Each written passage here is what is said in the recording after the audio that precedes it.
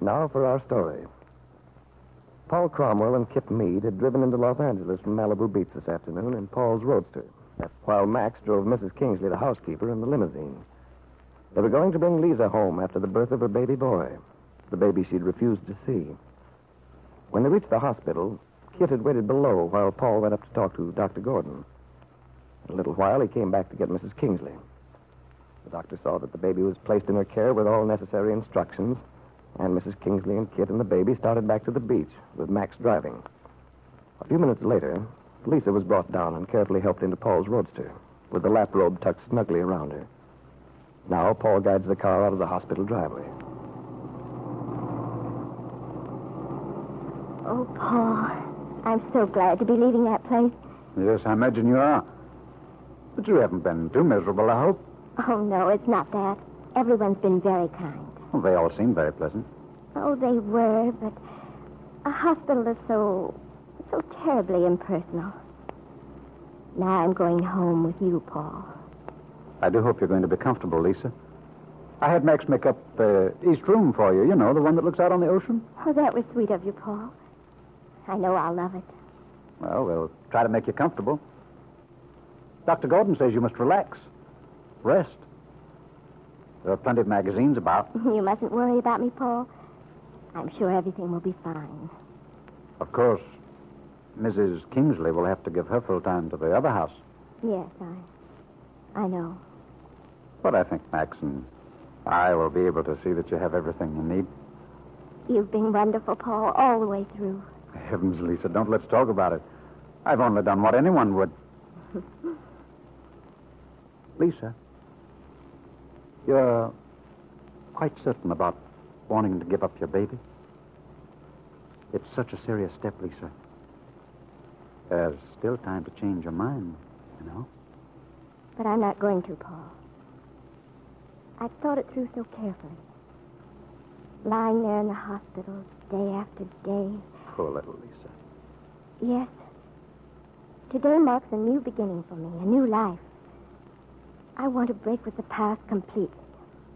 Well, if you've no doubts. I haven't, Paul, not anymore. You see, this means so much to everyone. A new start. For us, Paul. And for Kit, too. Kit? Yes, Kit's life will be changed. Of course it will. She'll be going back to Wakefield, to her husband. It means so much to her, to straighten up her life with Bill, to restore her marriage. Does he? What makes you say that? Why, Paul, you know how important it is to Kit. Why, that's why she wanted to take my baby, because of her marriage. She feels it will make all the difference. Did Kit tell you this? Many times. Her husband, Bill, wanted a child so much. She's sure this will bring them together again. But surely Kit told you. Perhaps I didn't understand her. In a way, you see, I feel it's only just. I can't forget how Kit lost her baby. That was my fault. So now, perhaps mine will take its place. I try to remind myself of that. If the baby brings Kit and her husband together, as she hopes, then all this won't have been for nothing. My baby will have a good home. Kit and Bill will be happy. And we will be, too. Paul Cromwell didn't answer. Lisa's casual words had given him a great shock.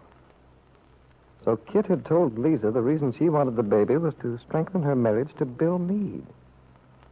Lisa sounded so positive that was the reason. Thinking, Paul Cromwell was quite perturbed.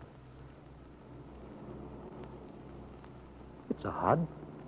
Kit's never told me that. I've asked her over and over. I never could understand why she was so anxious to have Lisa's baby. There seemed more to it than just the fact of perhaps helping me out. It did seem strange from Kit. And she's been so vague about it. when I questioned her. Or perhaps I've been stupid, blind. Perhaps I should have known. But then I wonder what's in her mind now. What she plans to do.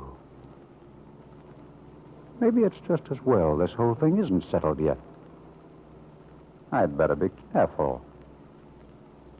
If Kit's been deceiving me...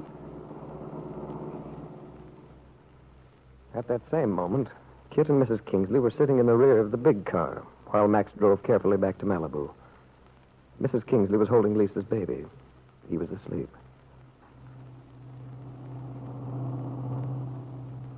Ah, he's such a beautiful baby. Yes, a lovely child.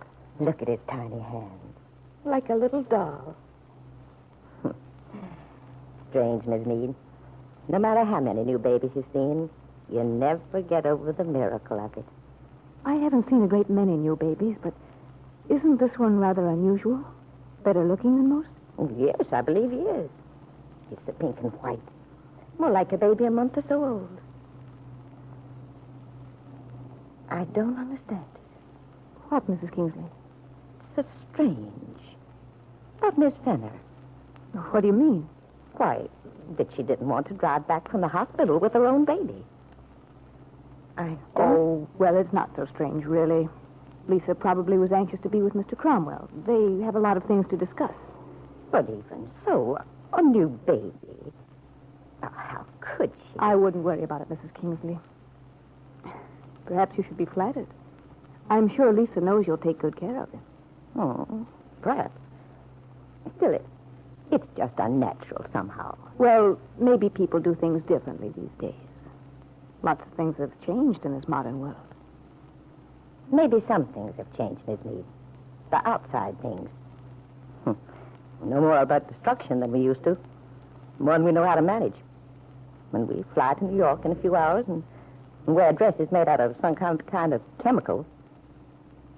But people's feelings haven't changed. No.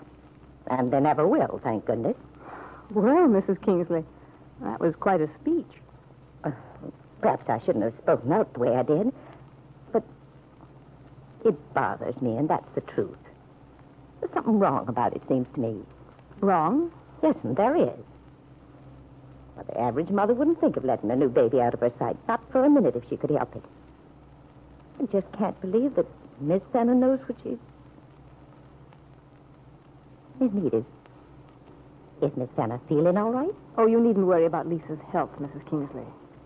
She's in excellent shape. Well, I'm glad of that. You see, Max and me, had intended to visit Miss Fenner at the hospital. And when Mr. Cromwell said she wasn't to have visitors, it started me thinking. Well, don't worry about it anymore. I can assure you there's nothing wrong with Lisa's health. She's been so upset lately, ever since your accident.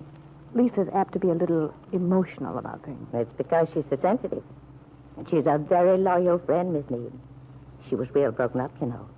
Yes, I do know. That's why I thought she might have, had some reaction after her own child was born. Well, Mrs. Kingsley, I think I might as well tell you.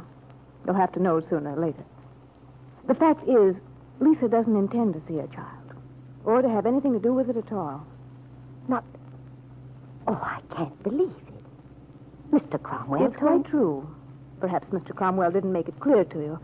The plan is that Mrs. Fenner is to stay at Mr. Cromwell's house. You'll be at mine with the baby. That's why we asked you to set up the nursery there, don't you see? I don't understand it at all. Miss Fenner's a natural mother. She's been so happy about the baby. Miss Mead, are you sure this is what she wants to do? Sure she really means it? Yes, Mrs. Kingsley, I'm quite sure. I'll take the baby now, if you don't mind. Mrs. Kingsley hesitated a moment. Then, without a word, she transferred the sleeping infant to Kit's arms.